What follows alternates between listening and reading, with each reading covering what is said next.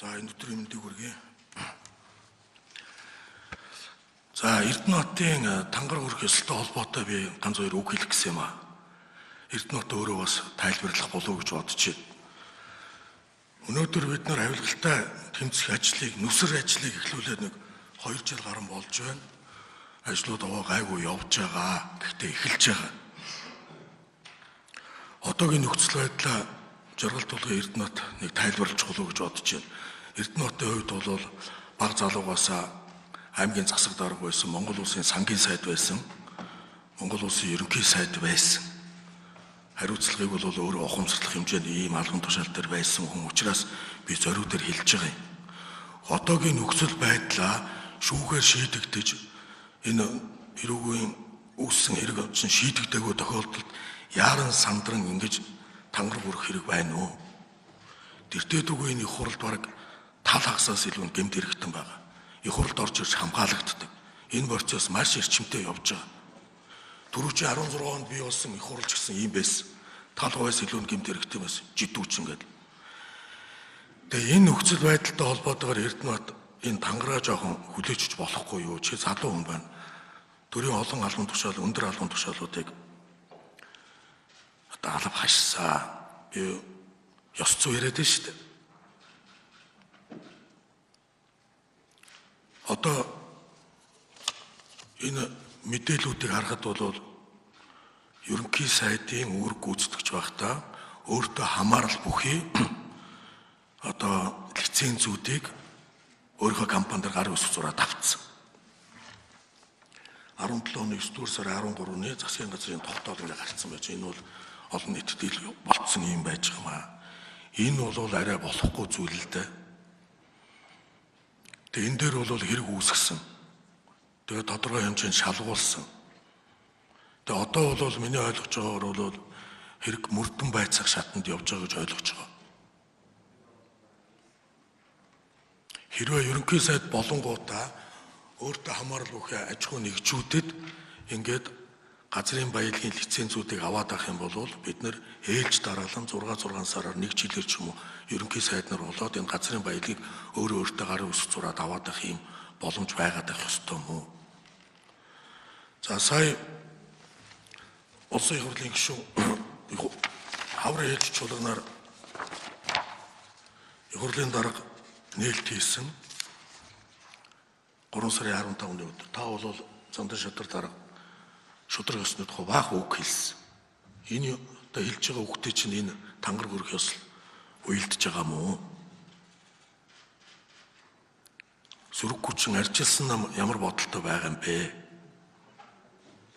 Ингэж нухацтай харж одоо хэдийгээр энэ улсын их хурал бага ард түмний төлөөлөл гэж бид ярьдаг байсан боловч өнөөдөр улсын их хурал бага ард түмний төлөөлөл биш болсон. Яагаад гэвэл сонгуул мөнгө болсон. Сүүлийн 20 жил ярьсан, барьсан бодлогын дагуу иргэд ядуу болсон. Зориудаар ядууруулсан, халамж өгдөг болсон. Ингээд сонгуул мөнгөнийх болсон, мөнгө уулуурхаа мөнгө орж ирдэг болсон. Тийм учраас энэ их хурал бол бага ард түмэн биш болсон шүү. Эрдэнэт өөрөө нэгийг бодонд би сая хэлээ. Хар залуугаараа аймгийн засаг дарга байсан, хар залуугаараа Монгол улсын сангийн сайд байсан, хар залуугаараа ерөнхий сайд болсон хүн энэ тухай нэг бодсон байлгүй дээ. Монгол ардын намын бүлэгч гэсэн нэг хүч төрж орж ирэх хэрэг байсан юм уу тогтсорын дарга. Жижиг дунд үйлдвэр 16 оны сонгуулийн дараа би санаж байна. Ерөнхий прокурор орж ирээд энэ тангимаа шудраг ёс ирэх ёстой гэж жидүүчдэг оруулж ирээд бүгдээрээ гар гараас хөтлсөөр байгаад 50 орчим хүн байсан хасагдсаар байгаад 3-4 хүн л ял авсан. Ээлж тус чуулган зарлыг гэсэн тэр байхгүй. Бүлэг дээрээ яриагээл тогтсорын дараа над дээр орж ирэл гарсан. Байхгүй. Өрөх болгонд өгөх сая төгрөгийг яриа гэсэн байхгүй. Коронавигоор улс төрчгөө болио. Коронавигоор энэ иргэдэг нэг намжрахгүй шийдвэр гаргая гэж бид нар яриад салсан ш тогтсорын дараа. Энэ тангарах өрөх ёслоо Эрдэнэт өөрөө татчих болдгүй юм.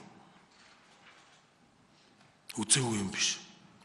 Монгол төрийн албыг өчнөөнөр нь залуугаар хаас хүн болон толдод идэх боломж биш.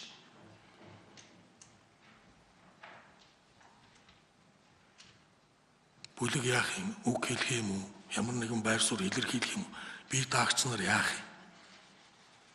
Энэ бол эмгэнэлт жүжиг болох гэдэг шүү.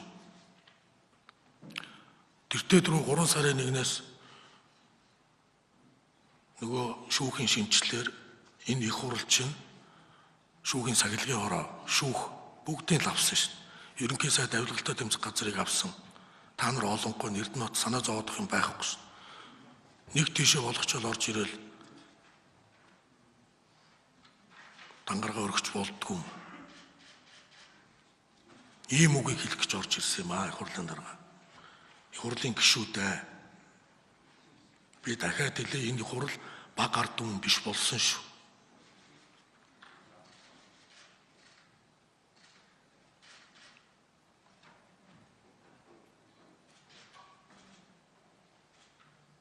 Шийд. Эрдэнэт өөрөө үг хэлж л да.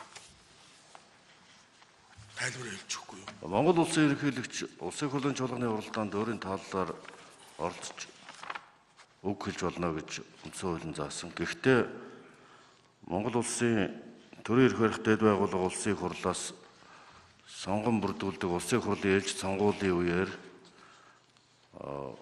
бүрэн эрх нь бүрэн хэрэгжиж байгаа улсын хурлын гишүүнийг цагдаа орж шүүхээр ял оноосон явдал нь бол Монгол улсын үндсэн хууль, улсын хурлын тухай хууль, улсын хурлын сонгуулийн тухай хуулиудыг ноцтой зөрчсөн гэж үзэж тухайн үед нь улсын хурлын даргын хувьд бид мэдээлэл гаргаж ирсэн. Улсын хурлын гишүүний бүрэн эрхийг хүчин төгөлдөр хэвээрээ байсан.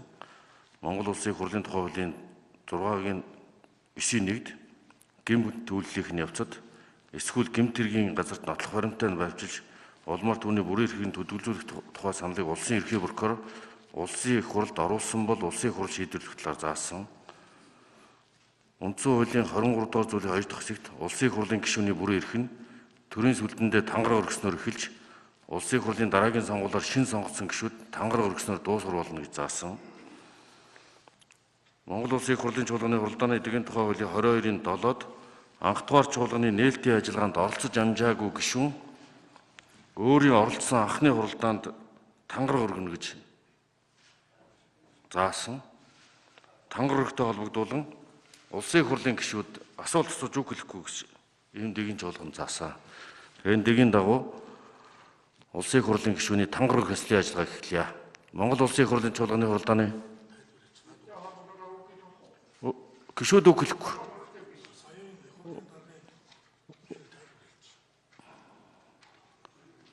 Тайлбарыг бол та тэгээд өөрийн мэдээллийн шугамар л. За Монгол улсын ерөнхийлөгч үг.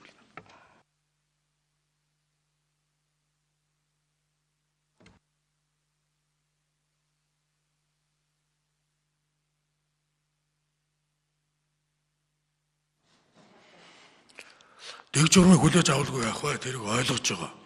Гэхдээ өнөөдөр улсын их хурлын гишүүн, сайд, дарга нар хизээч жирийн хулгайтай адилхан мал хулгайлаад айл ухаад хүн зодоод явахгүй. Тэр газар дээрээ баригддаг гэдэг хуулийг энэ их хурл өөрөө санаачилсан юм аа. Өнөөдөр энэ цагаан захтангууд буюу төрийн албаны өндөр ашиж байгаа энэ хүмүүсийн гэмт хэрэг бол гарын үсэг байдаг. Тэр хүмүүс хизээч жирийн хулгайч дээрэмччиг тийм ил хэрэг хийхгүй. Тэр гарын үсэг гэдэг нь газар дээрээ гэмт хэрэг үйлдсэн нотлогддог. Дөрөв би хэлсэн тэр он сар өдөртөө засгийн газрын хурлаар өөртөө хамаарал бүхий компанид 31% эзэмшдэг, дүүн 69% эзэмшдэг энэ компанид алтны ордыг юм уу ямар нэгэн ордыг авч өгсөн байгаа юм. Ингээ гарын үсгэнд байгаа нь өөрөө газар дээрээ үйлдсэн гэмт хэрэг гэж үзсэн байна лээ. Энэ арай өөр шүү.